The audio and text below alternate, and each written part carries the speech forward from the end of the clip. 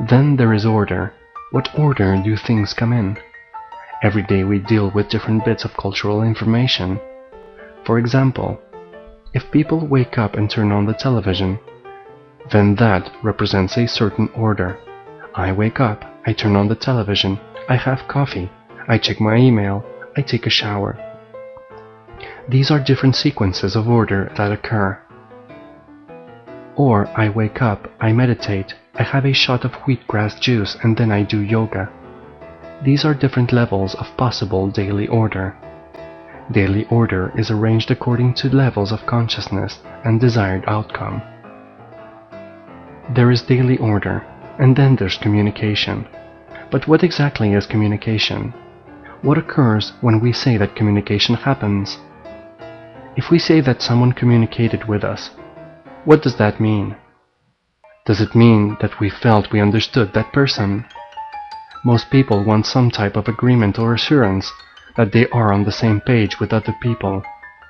This is the basic essence of conversation. People communicate in order to obtain sympathetic understanding with one another. But what is actually communicated? Is it a feeling, a belief, an emotion, a reassurance? How are these different modalities actually communicated? When communication occurs, it signals that the receiver of the message has somehow organized his or her perceptions in order to understand.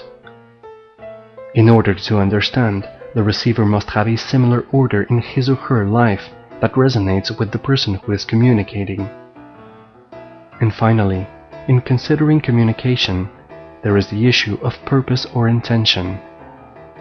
We say that particular cultural units are replicable. But what is the purpose? What is happening? If you feel inspired by a particular piece of music in some way, even if it is just at an emotional, energetic level, and you feel a type of rush or inspiration, what is actually occurring?